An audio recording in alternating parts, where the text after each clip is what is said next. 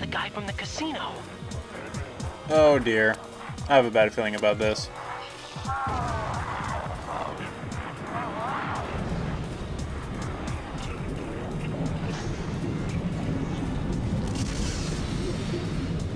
He's been injected with concentrated...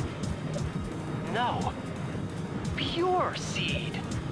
That's no expendable goon. That's a top-class designated hitter.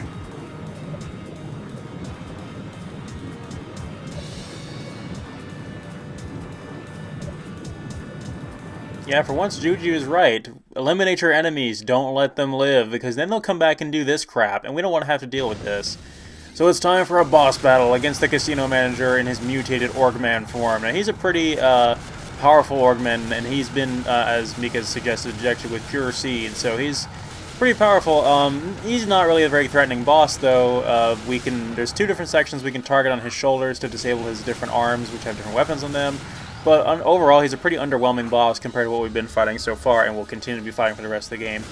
As I said, this game loves bosses like Konami did on the Sega Genesis, so yeah, there are definitely going to be a lot of bosses throughout the rest of the campaign, so we're going to have like a little break here and there. So some not quite as crazy bosses, that's for sure. Especially because we still have, like, I guess the big five to go. Like, there's still bosses that are the equivalent to the main enemy cast, like from the first game, that we still haven't gotten up against yet. So we'll be fighting them soon enough, though. Obviously, when that red health bar is just the excess, or sort of his like shield health from his two limbs, and then once those are destroyed, he'll just sort of flail around randomly until they regenerate, and you can actually deal some real damage to his health. Some damage will overflow from the red health bar if you're targeting his center, but not enough, really, so I'm going to try to use the ultimate boss destroyer demolition shot here. It took out most of his health, but we still got a little ways to go. Go into burst mode here because he can't attack us until his arms regenerate. Yeah, this is one of the easiest bosses in the game, in my opinion. He doesn't have much in the way of range attacks either. He mostly just kind of he sticks his arms into the ground, he sort of just flails at you, and he has that big punch as well. He does have those little missile spikes that fire out of his fingers there with that hand, but it's very easy to dodge.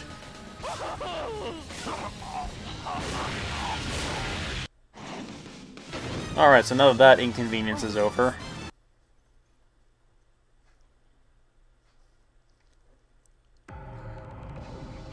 You got him, Grave.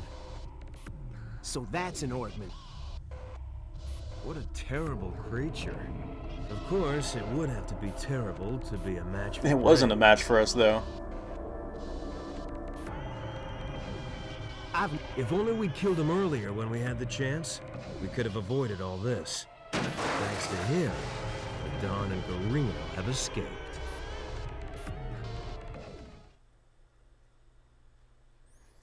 Alright, moving on to Stage 6, the Laboratory, which, from the look of things from that brief shot, looks like a pretty basic industrial complex for a, any kind of business. It doesn't look like it's that complicated. This is the Corsione family's seed production facility, at least according to the information we have. There's gotta be more to it than meets the eye. It must be correct, Mika. The Seed Seeker is off the scale. Way over anything we've seen before. Who would have thought that the Corsione family's money would be going to... a mental hospital? They're scum. All of them. Oh, Don it's a mental Corsione. hospital. Lovely. I forgot about that little plot point. I do wonder where the Don and his men have disappeared to, but first, we have to... Ah!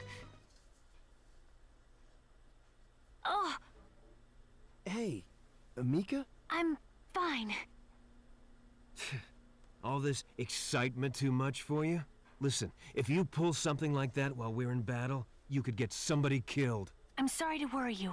I'll be fine. I told you already, kid. We are not playing house here. If you can't handle it, maybe you should go home to your mommy. Kabane? That's going Ooh, too far. low blow. You don't understand anything. That's enough, Spike. But... It's all right.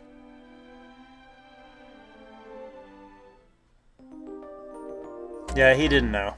Not that he would have meant well regardless, because he's kind of an ass, as we've established, but, you know, love the guy for what he does. So I guess they use the mental patients there as tests for the seed experiments to turn them into mutants and other types of Orgmen. So we're going to be busting right through the front door. This place is awfully dingy here. If I didn't say so before, we're now fighting Orgmen as our primary enemies. Those the guys with the swords there, and the small enemies. The big guys are still just like regular goons with the machine guns, and the guys there with the rockets and the shields, they're still regular humans. But it doesn't really affect how tough they are. I mean, all the enemies still fit into the same classes regardless, but the enemies do sort of escalate in difficulty over the course of the game, and I'll point out whenever they do, they you know, hit a little bit harder, take a little bit more hits to kill, but they're basically the same enemy types repeated over and over again. Wait for this guy to shoot his rocket so I can just kill him with it. All the enemies in the room right now are firing rockets, so I don't have to worry about dodging bullets. Kind of makes things easier almost. Okay, that guy's got a machine gun finally.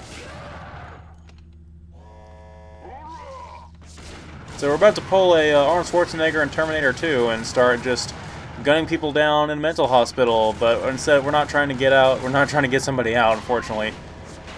That'd be a little too straightforward. Huh, that'd be an interesting thing to see. Put Grave against the T-1000. Let my imagination get the better of me. More of those ninja guys with the twin sword arms there, which don't seem to be very effective against us.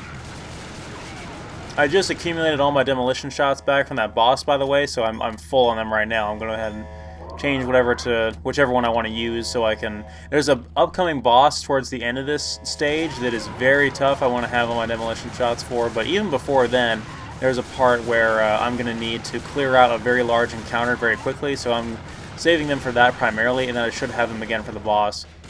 I'm actually going to go ahead and clear out this room because those guys in the corner there are really being a pain in the ass, and there's more guys that just came in from the other side of the room behind us. We can't actually backtrack. It's like I said, it's sort of an arcade-style game. The first game was very much like this, where once you progress, you're sort of locked in the next part of the stage there.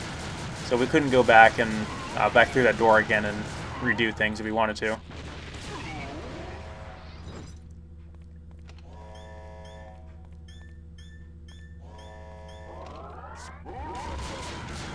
Random guy up on the ledge there. I think these guys have the grenade launchers on their machine guns, of course. They've got those big M60s. They kind of have a unique sprite. I like the way these guys look. We don't really, or sprite. They're not really sprites if they're 3D. They're character models. But yeah, they have a unique character model. We don't really get to see a whole lot.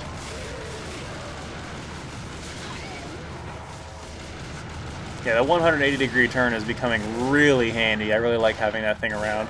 It was in the first game, but we never really used it as much. Those shoulder pads, though, I mean, geez. Looks like he has a freaking propane tank on his shoulder. If he did, he's not going to be using it now because it would have just blown up.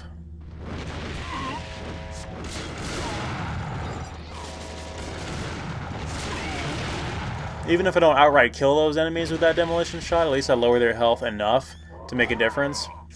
And I increased my shields back up to max, too, so that was great.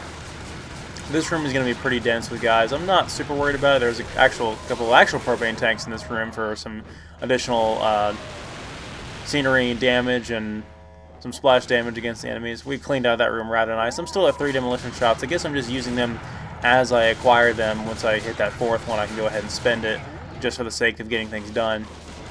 That's why being consistent and having a good beat count is really good in this game. Of course, that's true with all these type of action games. Okay, we're getting cornered here, which is bad. That does seem to be a bit of a flaw with the gameplay mechanics, if I do say so, is the fact that it's very hard to get back up once you're boxed in a corner. And again, a lot of action games have this problem, especially with this one, with the way the controls are and how there's not a whole lot of leeway with the invulnerability when you get knocked back on your ass. So, a bit unfortunate.